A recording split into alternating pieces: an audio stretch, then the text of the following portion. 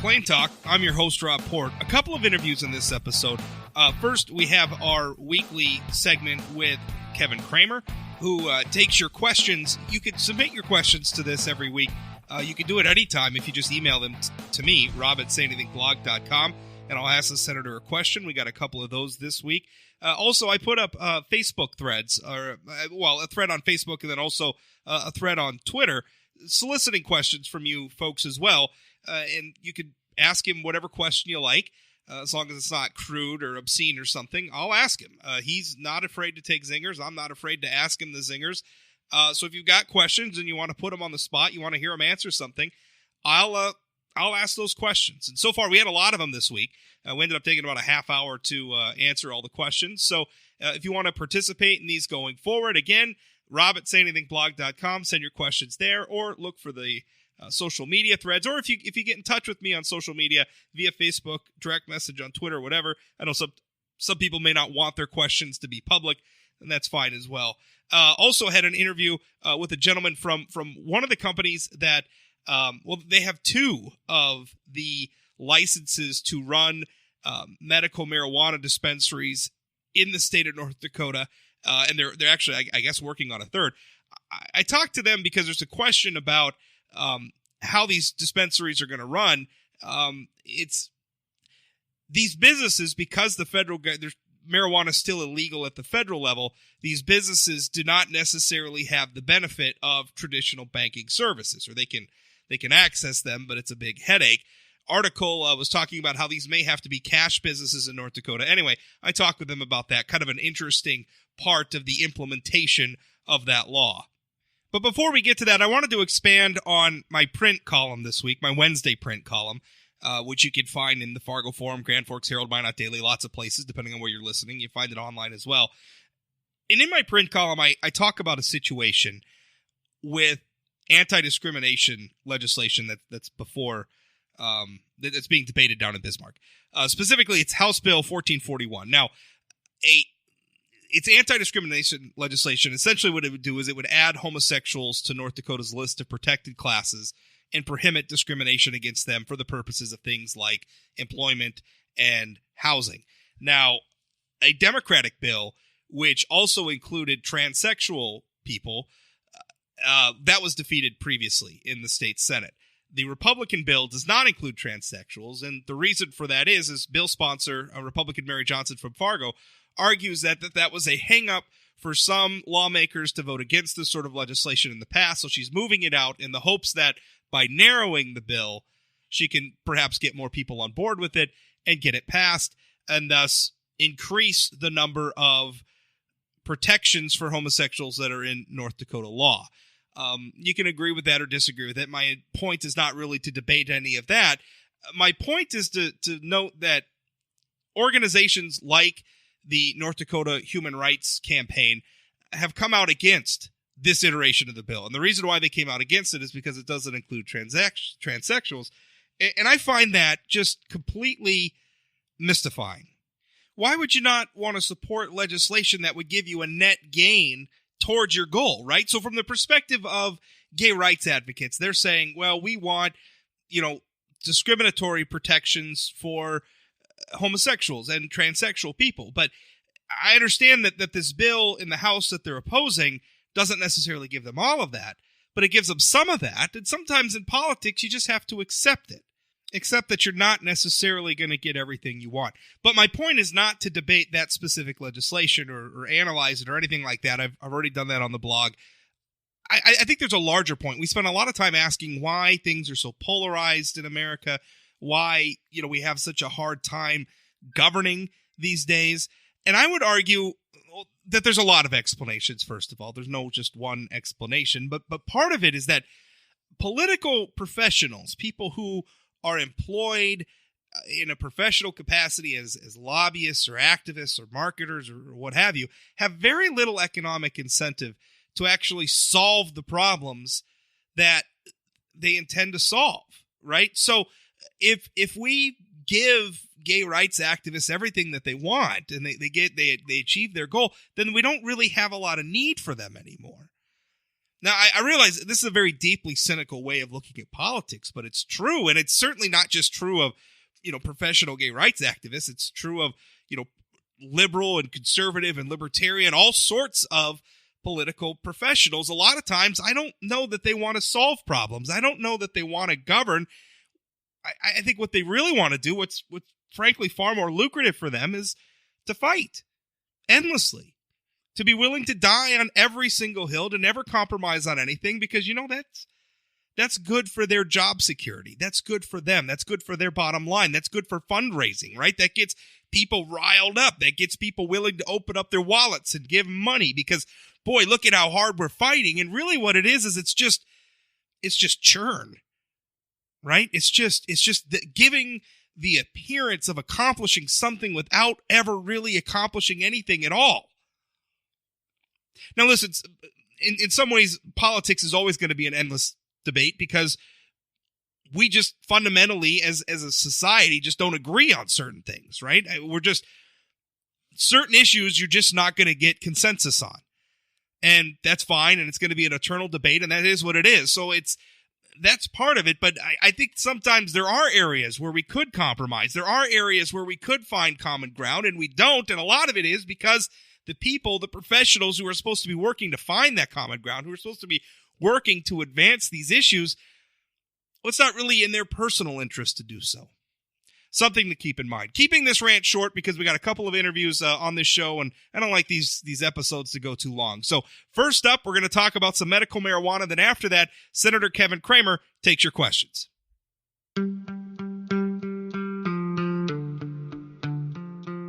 This episode of the Plain Talk Podcast is brought to you by Energy of North Dakota.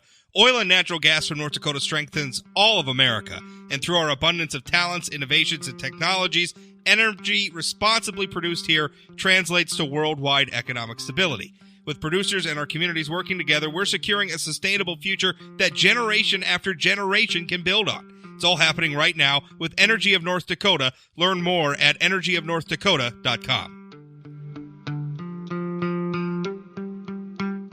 Ben Kimbrough joins me now. Now, Ben is a member of, he's actually the director of business strategy of a business called Harvest Health and Recreation Incorporated.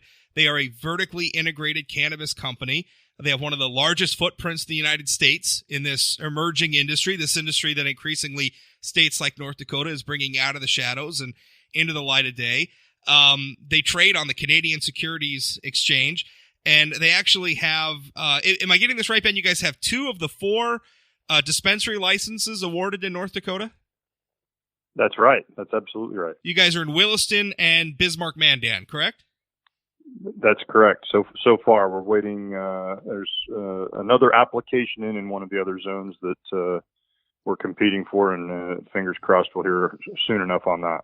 Yeah. Now, the reason why I wanted to talk with you, though, because that's all happening, and it sounds like we're hearing that some of by March we're going to see some of these dispensaries open and doing business, but there's a hardship, and I'm reading in an article. This is by Barry Amundsen in the Fargo Forum. He writes, I quote, "With the first North Dakota medical marijuana dispensary set to open by March 1st, the financial side of the business remains a bit up in the air. Yet those in the marijuana-related and banking businesses agree on one thing when it comes to the issue of how money is handled. The feds need to fix it." So essentially what's going on here is because there continues to be a federal prohibition of marijuana, even as states like North Dakota legalize marijuana to one degree or another, the banks don't want to touch this. And when you say the banks, I mean, I'm assuming credit card processing, I'm assuming, all the things that banks do, the financial services that they provide when you buy a product and they're involved in the transaction, they don't want to touch any of that. Is that leaving it basically where these are going to be cash businesses for the time being? At the dispensary level, yes, there's truth in that. As to how the banking goes, there's some mythology in that. Most of our customers are going to transact in cash. That said, there are some products out there now, web app type products that can be used to tie your debit card, where you fund an app and then you transact electronically when you go into the dispensary. So some of that's starting to shift just through innovation. To the other 2 points, taking the federal one first, yes, absolutely. The federal government needs to act, and there are a number of things afoot that are seemingly pretty positive toward that. First of all, there are a number of people right at the very top of the Department of Justice that recognize, since this is in a federal gray area, there's lots and lots of billions of dollars out there floating around that is not in banks, and their preference in combating transnational crime and money laundering is to get that into banks and to regulate it. And say what you will about the federal government, they do a good job, in my opinion, of regulating banking. I would say half in truth and half in humor, banks do want to touch this stuff. You won't find a banker that doesn't want a deposit, but their desire to be involved in this industry and to take those deposits, which are appealing to banks, has to be assessed for risk. You wouldn't want to have a $10 billion bank built for generations on good mortgage lending and put that at risk by taking these types of deposits.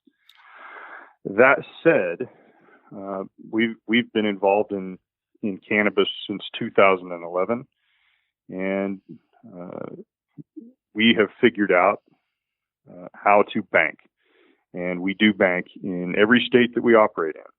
We're in 12 states presently, and we have figured out how to build relationships with banks through safe harbor programs and know your customer compliance to where we will bank presumably in North Dakota. Our finance folks are working through how we'll do that, because it is different from state to state. We can't take advantage of any of the the national banks that have a presence in all 50 states. So it requires some head scratching and rolling up of our sleeves to figure out how to do it. But it is not the sort of thing where currency will just remain stored in bankers' boxes. We'll bank it. We will pay our taxes that are due to all the taxing entities, including the federal government in this case. So that's kind of the state of it. I think also at the federal level, the new Attorney General and Congress taking a really serious look this time at the States Act really is a big step toward normalizing cannabis banking, and I'm optimistic that the States Act will pass in some form or another in this federal legislative session. Let me drill down when you're talking about like safe harbor, know your customer. I mean, obviously this sounds like something that you've had to work as a business, an organization that's been in this business for a while now, that this has been something you've had to work around. So walk us through that. I mean, what does that look like from the perspective of a business owner just trying to serve their customers? Well, in simple terms, it puts a greater burden on us in operating a business than an insurance agency or a car wash might have. We have, a lot more communication, a lot more regulatory paperwork with our banking partners. It also, because they're accepting some out of the ordinary risk, we get charged fees that you wouldn't see in normal business accounts. Yeah.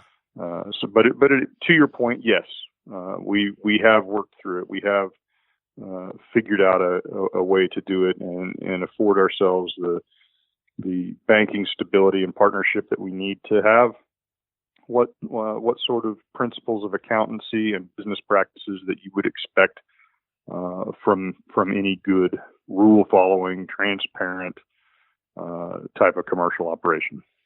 It's interesting that what you just said there, because in North Dakota specifically, what we've legalized is medical marijuana, and the reason why we legalized it is the voters bought into, rightly I think, what were complaints from the public who said, listen, this is medicine that does good things for us, that eases pain, that eases sickness, that helps. And so what you're saying, though, is because of the sort of gray area that you're operating in, at least from the perspective of the federal government, that has increased your banking costs, right? I mean, because the banks that's doing business with you, they're charging you more, which is not unfair. I mean, I'm not being critical here. They're charging you more because they're taking a greater risk. There's more paperwork involved. It's just not the normal sort of business transaction that they're used to, and so it costs more for them to provide you services. It costs you more, and that raises your cost of doing business, which ultimately gets passed on in the prices of your products, right? I mean, that's unavoidable. Every business does that. If it costs you more to do business. So really, I mean, if we got to a point where you could operate just like any other business in terms of banking, would it make your products a lot cheaper? It would impact our bottom line. It would impact the cost to the consumer. That said, in almost all markets in the United States, and I think the same will hold true in North Dakota, the cost of production, processing, and retailing is something that's very refined for us and well known to us. But there's a market. We're going to have other layers of folks in this, and consumers have the loudest voice in determining what price they're comfortable with. So yes, to the first part of your question, if banking were normalized, it would make a situation where we would be much more cost competitive, and the consumer would find a lot more value in it. But still, the consumer gets a voice in what they're willing to pay. Now, and we'll be very conscious of that. What exactly? Because you've been referencing this Safe Banking Act, which is currently there's a congressional hearing, I think this week actually, before the House Financial Services Subcommittee. What would the Safe Banking Act change that would make things better for you? It's actually the States Act. That's okay. Well, there's a Safe Banking Act in the House, the States Act in the Senate. Excuse me. Right, and the States Act, as our Congress, indeed the entire federal government likes acronyms, is the Strengthening the 10th Amendment through Entrusting States Act, and that bill proposed effectively would recognize legalization at the state level. This is I have always said, I think, will be certainly the last great states' rights issue of my time, and effectively sets the stage for the federal government at some point, time undetermined in the future, to relist or delist cannabis as it is presently a CDS1. So effectively, the States Act says if Harvest, as an example, is operating lawfully within the regulations of the state of North Dakota, where voters decided that they would have a medical marijuana program implemented, as long as we're following the rules as North Dakota has contemplated and implemented them, the federal government takes a hands-off approach, and that's a big step toward banking normalization and a legalized tax revenue into the federal government. Presently, they have IRS 280E, which everyone we all refer to tongue in cheek as the drug dealer tax. So the federal government does have a revenue stream from the cannabis industry, but as I said earlier, there's lots and lots of billions of dollars that don't get banked, and regrettably, there's some folks who don't do it right and don't pay their taxes. So if we take that step and get everyone into a bank, then the federal government is going to have a lot better controls and frankly, more robust tax revenues. Well, I think we all just need to get to a point. This is happening, right? I mean, marijuana businesses are happening. States are sanctioning them. They ought to be able to operate just like any other business. Last question. North Dakota has sort of a unique situation with the Bank of North Dakota, which is not technically federally regulated. It's a state bank. It's owned by the state of North Dakota. So a lot of some of the strictures or some of the fears of regulation or federal reprisal that other banks operate under, the Bank of North Dakota doesn't necessarily have to fear because it's owned by the state of North Dakota.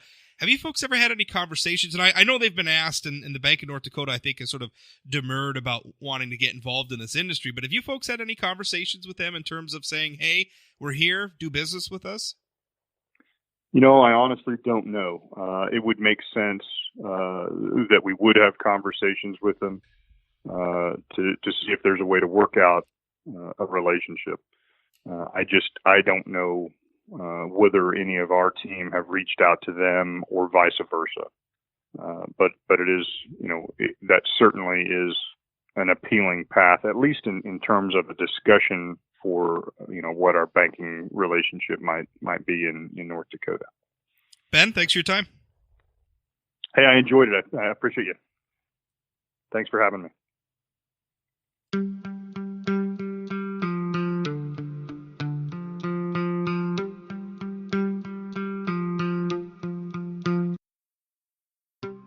Senator Kevin Cramer joins me, and he'll be on this podcast every week taking your questions.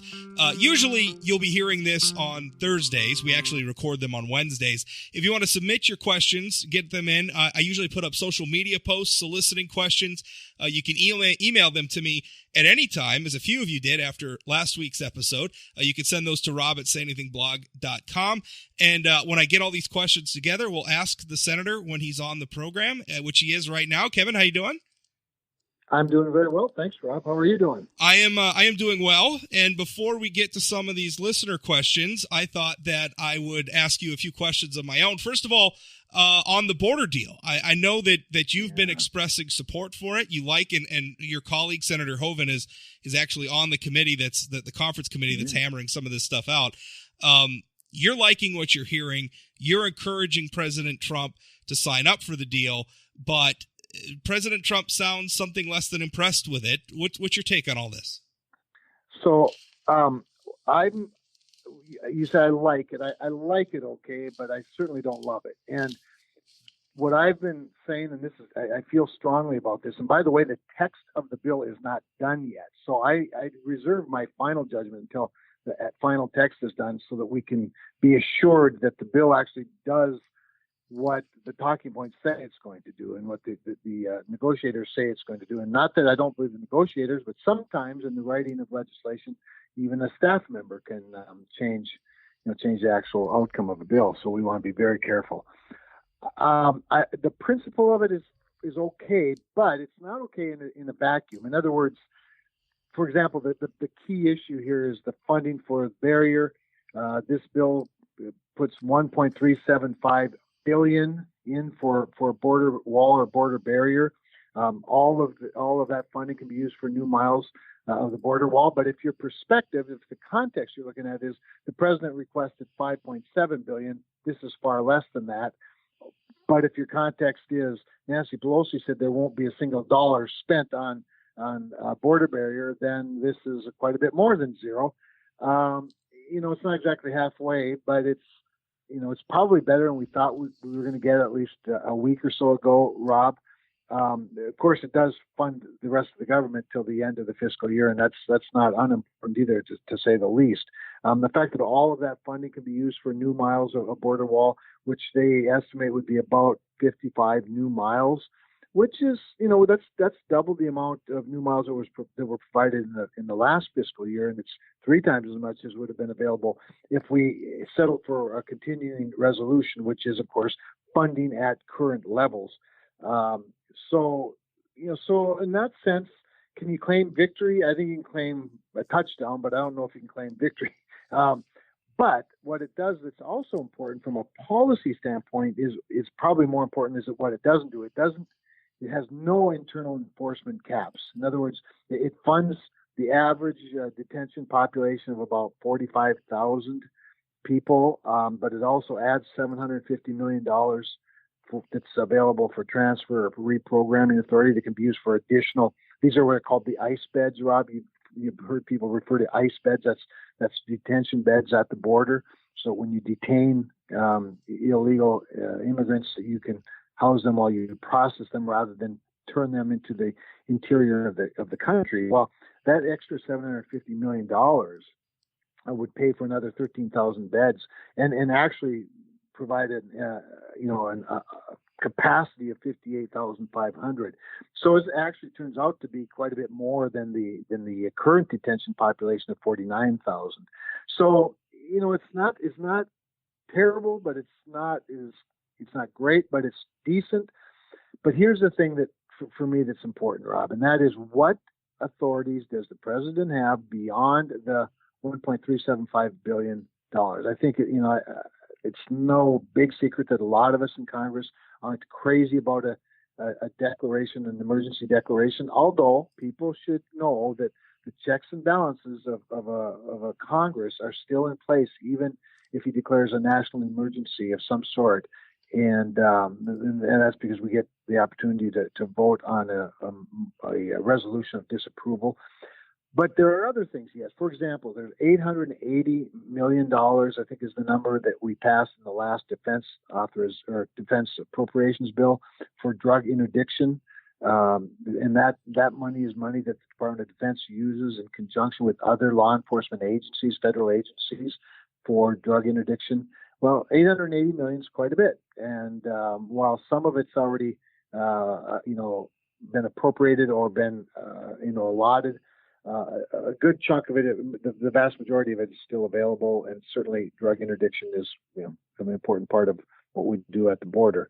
So I'm kind of interested to hear the rest of the story from the president himself, what he thinks he could do beyond the $1.375 billion. And with that, I think we're better off passing it, funding the government, and letting the president do some other creative things within the law that he has authority to do, because God knows we need some border security. And the reality is that the boots on the ground, the Customs and Border Protection officers themselves say we need more barriers. We need a wall. And so, I'm committed to finding a way to get that done.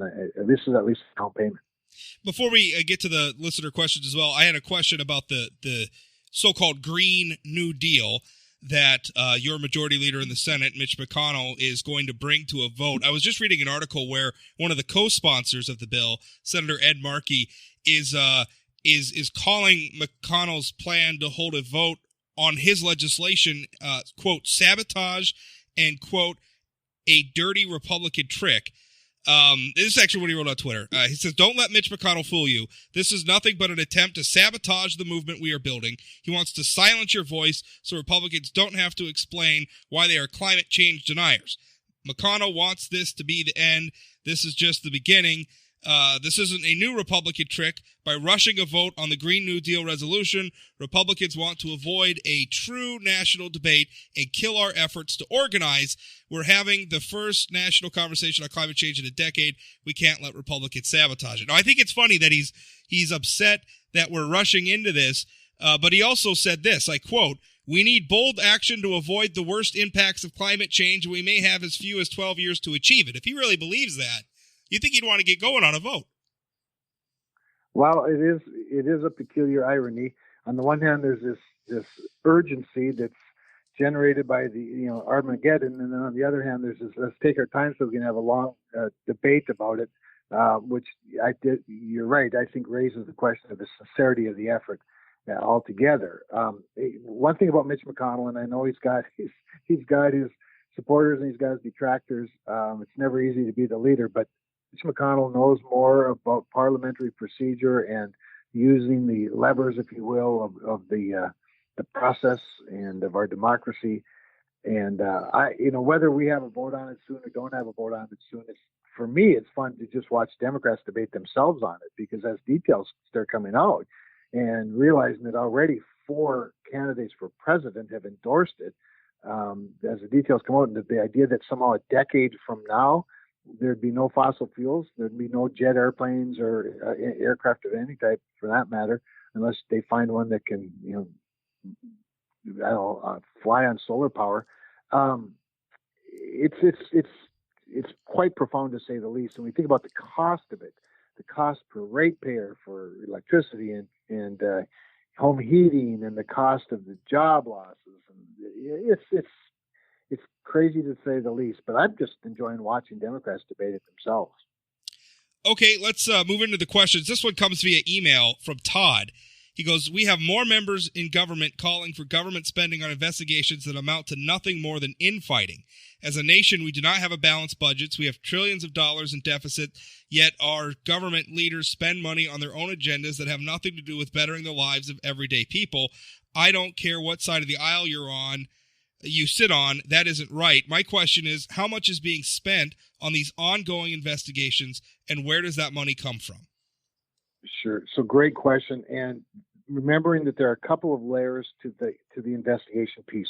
So on the one hand, you have Congress's constitutional duty and responsibility to provide oversight to the executive branch. That is constitutional. You have, of course, in the executive branch, the Department of Justice and the other investigatory, I suppose, agencies who actually have a role in doing some investigation. Makes sense. We have this other crazy thing. I think it's a crazy thing. I used to be more supportive, but I've becoming less supportive, and that is a special counsel. And what I don't like about special counsel or special investigation is that they seem to be accountable to no one. So once a special counsel is appointed, suddenly they have an open checkbook. There's no appropriations oversight. The Attorney General himself doesn't have oversight, evidently. At least the one that started all this, that recused himself from it. It's just runaway investigation. So for the Congress, though, their role in oversight, there are multiple oversight committees, and I think therein lies one of the problems. I think we need to find legislative efficiency in oversight. So just about every standing committee, whether it's the Agriculture Committee or the Energy and Natural Resources Committee or Environment and Public Works Committee, a lot of times they also have a subcommittee that is oversight. And oversight generally is the Highway Department, spending their money properly? Are there rule changes necessary at the Department of the Interior to guard against fraud? It's not the kind of thing that you're seeing happening right now, where everybody's doing their own investigation of the president himself, whether it's his taxes or whether it's Russian collusion or whatever it might be. So it's a legitimate function of the government. But Rob, so many things that are legitimate in law or in the Constitution become abused, and when they become abused, then you have what you have now, and that's just excess. So the money comes from, in most cases, the budget of the committee that's already doing the investigation or has this authority. The problem isn't even so much the money, although it's serious. The money's appropriated to the committee. The problem is the committee doing with the money things that advance the public good, and I think that's to the other point of the email. If it's not improving the lives of people, perhaps the committee ought to just not spend that money and turn it back to the general treasury. Leslie emails. She asks, is there anything Trump has done in his presidency that concerns you about his character or rhetoric? Your complete support of Trump is concerning. Well, I don't think the president would agree that I've been completely supportive, because I haven't been in everything. I've had some concerns about a few different things. Most recently, I've taken some criticism from some of his most ardent supporters over questions I've raised about whether we're abandoning Syria too quickly, whether we're putting in adequate protections for our Kurdish allies and certainly for the defense fighters. the Kurdish really led forces in Syria, and whether we're leaving a influence void in the land bridge between Iran and Israel, that void that could be filled by, well, there are a couple of places that want to fill it. Russia is one of them, of course, Iran the other. And so I've raised some questions about that rather publicly. Of course, I've raised some questions about and some concerns about even some of his earlier policies on Paris withdrawal, things like that. So I haven't, but by the way, I've opposed nearly all of his budgets. So it's not like I've always supported the president 100% of the time. Are there things that concern me? Obviously, those things I just talked about concern me from time to time. But all in all, let me tell you, I'm very grateful he's our president. The rollback of regulations, the growth of jobs in this country, the growth of our economy, it's like a rocket ship. It's record setting. You look at America's influence in the world. Look what he's done with NATO. He's brought the NATO countries back into closer, at least, to compliance in terms of them paying more of the share rather than the United States paying all of the share. He's brought Kim Jong-un to a negotiating table. We haven't had missile testing or nuclear testing from North Korea in something like 15 months, and it's continued negotiations. So he's brought China to the table in terms of debating and negotiating trade deals that have been grossly unfair to American producers and American business, and frankly, very unsafe for America's future.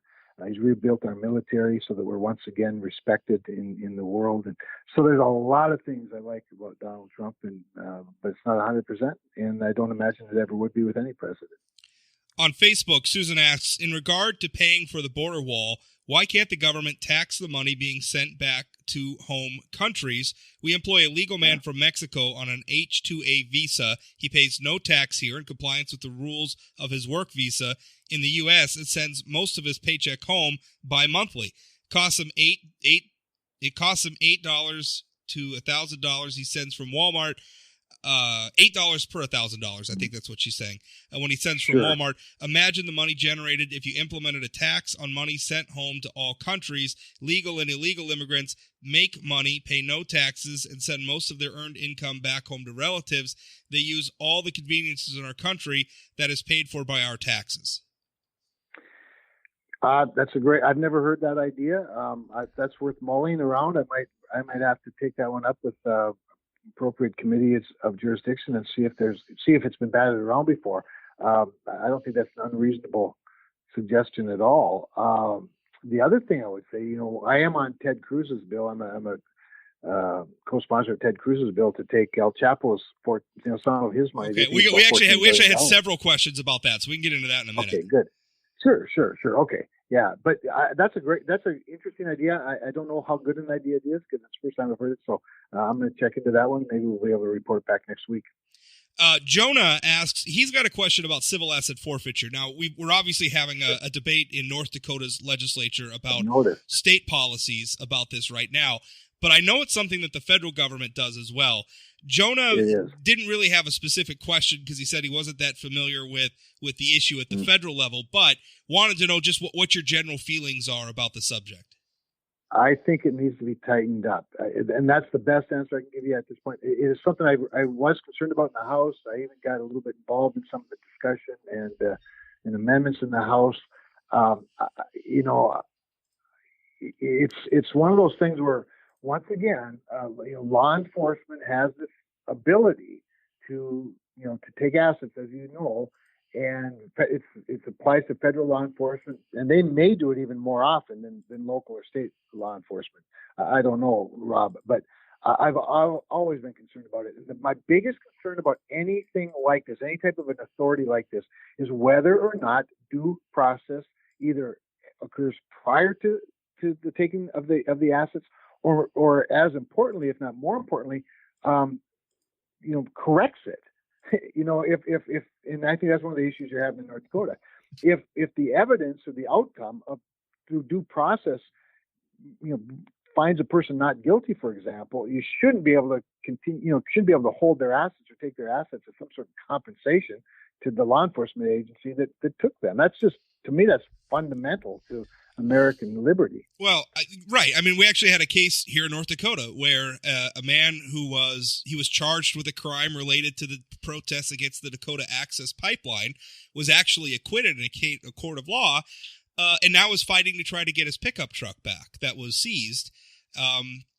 And to me, I just think that's wrong. The guy was acquitted. I'm the last person in the world to be all that sympathetic to a pipeline protester, but Of course. for crying out loud, he was acquitted. Give him his truck back. I don't understand that. Well, if we claim to be a nation of laws and a nation of law and order, then they have to apply both ways, right? I mean, they have to be enforced evenly. Keep it going here. Calvin asks, what is his vision for agricultural subsidies in regards to ethanol? Well, ethanol is not subsidized, and that's one of the more misunderstood things about ethanol. Ethanol used to be subsidized, although it was that subsidy was over before I even got to Congress. So ethanol does not receive a tax credit or a subsidy. I should say they may at the state level. Some states, I think, do provide some state subsidies either at the pump or maybe at the production level. I'm not sure. But the federal government does not. What the federal government does do, of course, is it has this renewable fuel standard. The blend mandate, basically. That's it. Yeah, exactly. It's a mandate that's a certain number of gallons have to be blended into the fuel of the United States, the fuel supply of the United States. Of course, our biggest challenge there, Rob, is market demand. And market demand isn't just for ethanol. The market demand for liquid fuels is going down with more efficiencies in automobile efficiencies and standards and whatnot, and alternate sources, electric cars, which are increasing. So my concern is that going forward, meeting the demands of the law will become nearly impossible as we continue to have a lower demand for liquid fuels in general. In 2022, the renewable fuel standard, which is currently enforced by the EPA, of course, but it is a standard in the law. The volumes are in law. In 2022, that law, it basically expires. Now, I want to clarify that a little bit. It expires, but it maintains, the EPA maintains carte blanche, if you will, on what happens going forward. In other words, the legal mandates come down. They become, rather than prescriptive, they become recommendations. And so in my view, we have to get something done before 2022 that sort of balances everything out. And but no, I certainly don't want a return to subsidies. Now this is where we have the questions about Senator Cruz's bill.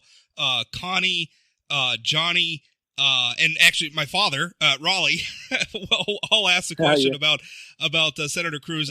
Connie's question sums up basically what everybody's asking. What do you address the idea pitched by Senator Ted Cruz to use El Chapo's $14 billion in U.S. drug profits to fund the wall? Well, first of all, I'm a co-sponsor. I told Ted right away when he first came up quite a while ago.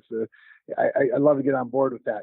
Just so people understand, a lot of that El Chapo money, and by the way, others. He's not the only one. There are other assets that have been seized, other bad guys that have been arrested and convicted, and who have maybe not 14 billion, but hundreds of millions, if not billions, in some cases that are seized, and a lot of that money gets used up in other lawsuits. For example, victim lawsuits, law enforcement itself, but not all of it.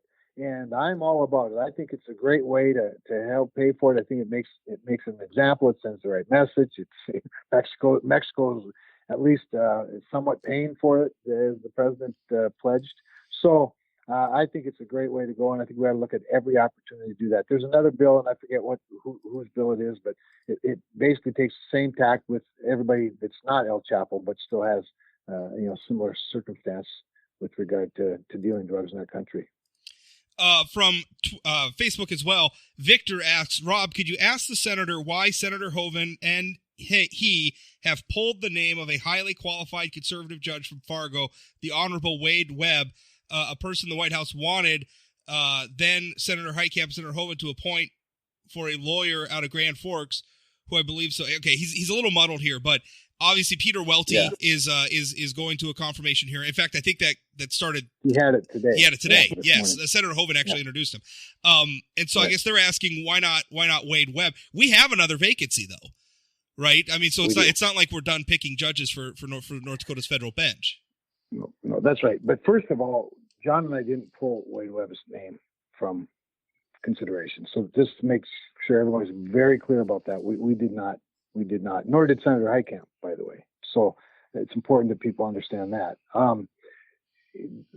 Peter Welty was the choice of the White House, and he's who they nominated, and the nomination just took place a couple of weeks ago. So we're feeling like we're kind of on a fast track here. Suddenly, already having the. Well, we're not that long away. I mean, before Welty was nominated, we're months away from having no full-time federal judges because Judge Hovland is at the end, I think in November, is going to go on. That's right. What do they call it? Part-time status? Whatever. Senior status? Senior status. Yeah. So which means he's still available, but he doesn't have to work every day full-time. However. One is not nearly enough for North Dakota, and I would submit to you, Rob, looking at the increased workload of our federal judicial system in North Dakota, our district, we ought to get a replacement for Dan Hovland soon and get that person through the process so that there's not a big gap between his senior status, which takes place next October or November, that's of this year, and then so he would be available. But I would say I'd be prepared to advocate for a third judge in North Dakota because, again, our workload, our caseload in North Dakota is very high for only having two full-time federal judges. But you're making a valid point. I hope Peter Welty's confirmation goes quickly. We're changing some rules here in the Senate to help move those along. There are 135 right now, 135 judges that are nominations that are awaiting confirmation here in the United States Senate. So we've got to start moving those things along. You actually mentioned the need to reform the confirmation process in some of the press releases you sent out about Peter Welty, about also Drew Wrigley being appointed or nominated, I should say, renominated for U.S. Attorney. You said that process needs some reforms. And you made an allusion to sort of senators being able to block things from behind the scenes, a single senator.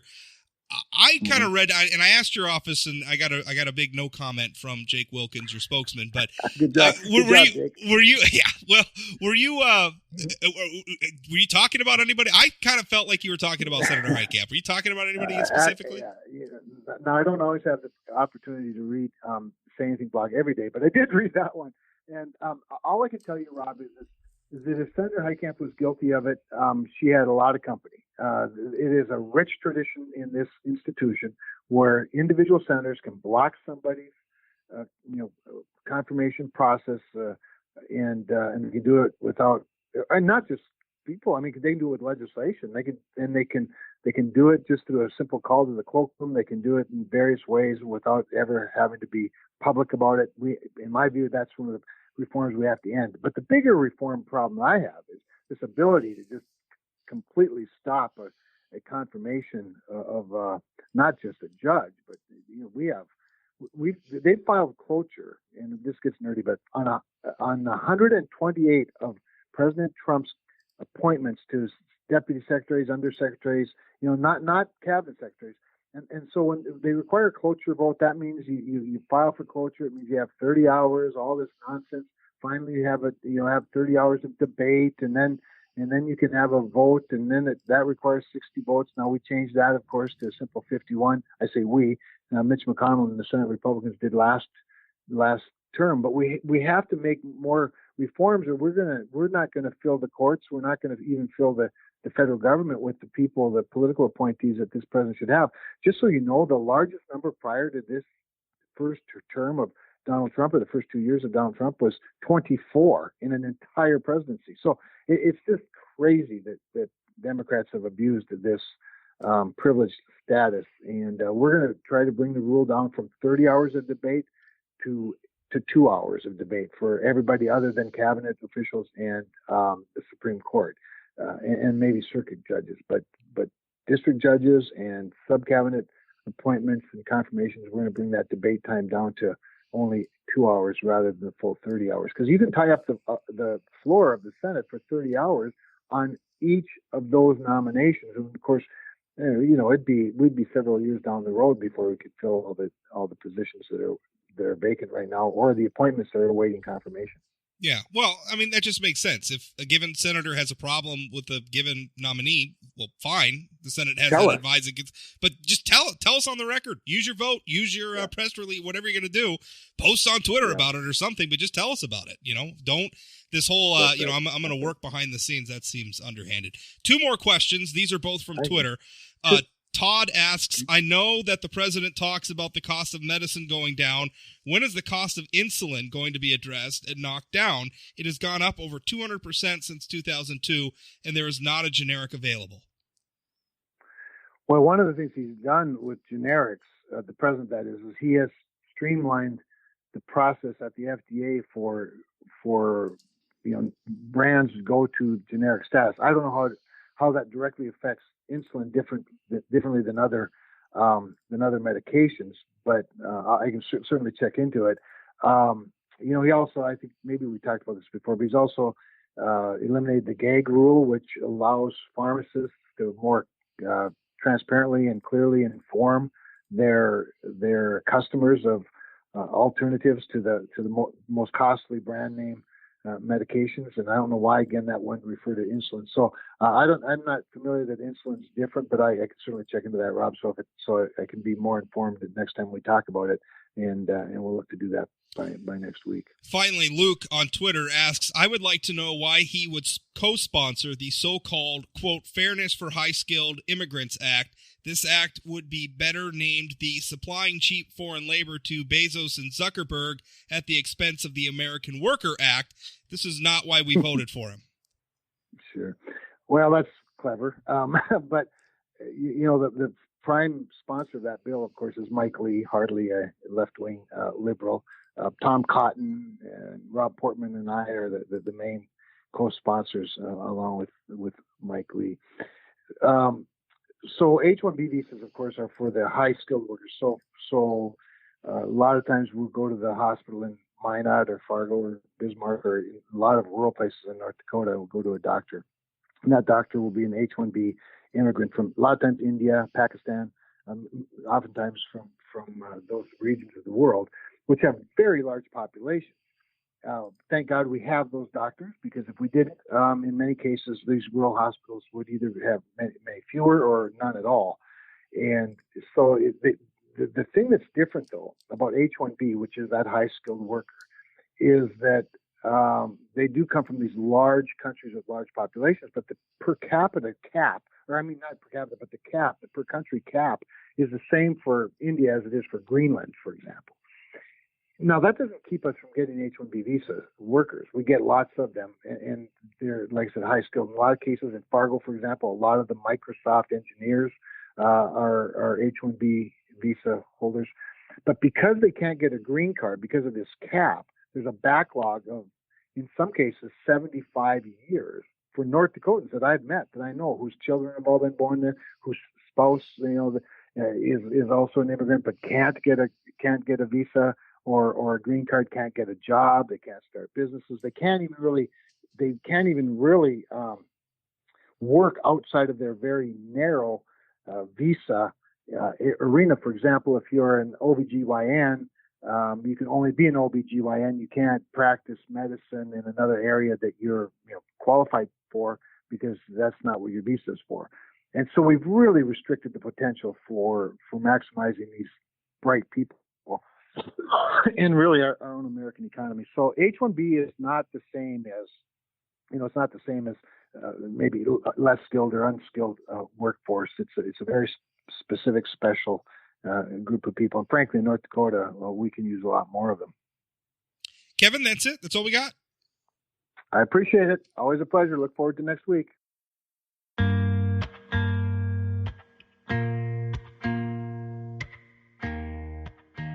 That's it for today's episode of Plain Talk. Remember, new episodes come out Monday through Friday, right away in the morning. So you can subscribe if you go to sayanythingblog.com, click on the Plain Talk Podcast link.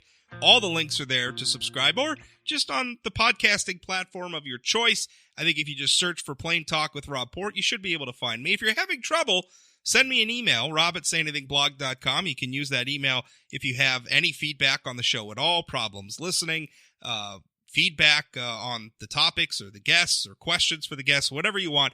Email rob@sayanythingblog.com. Follow me on Twitter @RobPort. You can follow me, be my friend on Facebook as well. Search for me, just Rob Port. You'll find me. And Say Anything Blog is on both Facebook and Twitter as well, so follow that too. And thanks for listening. I really appreciate it. We'll talk again.